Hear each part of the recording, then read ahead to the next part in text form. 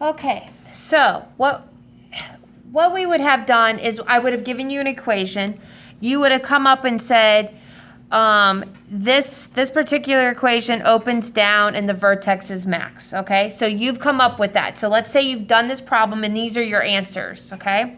So you said it opens down, the vertex is max. You came up with the axis of symmetry as 5, the vertex was 5, 8, and our y-intercept was 0, -3, okay?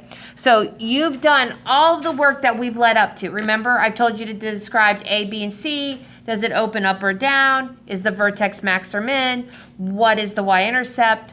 What is the axis of symmetry? What is the vertex? This is everything we've done so far. So now we're taking all of that and we're going to graph it. So we're going to graph 5, 8. So that means we're going to go over to 5, up to 8. So 1, 2, 3, 4, 5. 1, 2, 3, 4, 5, 6, 7, 8.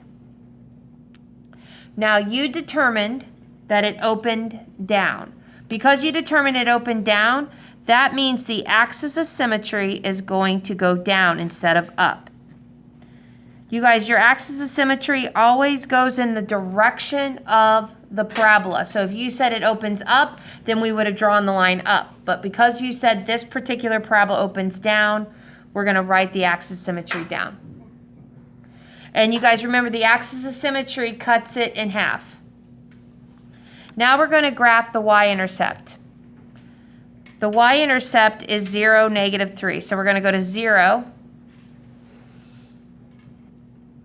So we're going to do 0, -3.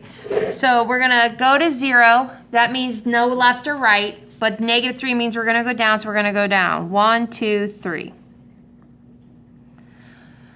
So we graphed the vertex, we graphed the axis of symmetry, we've graphed our y-intercept. Well, in order to graph a parabola, we need at least one more point. Okay, so the y-intercept always has a mirror point. So how far away is the y-intercept away from the axis of symmetry? Let's count. 1, 2, 3, 4, 5. That means if we go 5 in the other direction, we can get our other point. 1, 2, 3, 4, 5. And the reason that we can do that is because the axis of symmetry cuts the parabola in half. So there's always a mirror point. So this was 0, -3. So I counted 5 to the axis of symmetry, and then I counted another 5 to this point. And then you guys, you're going to draw your parabola. And remember, your parabola is going to look like like a U, okay? There are V shapes, but in this case, it's going to look like a U. And that's your parabola. And it opens down because we determined it opened down. You guys, if I tell you a parabola opens down, what does that mean about A?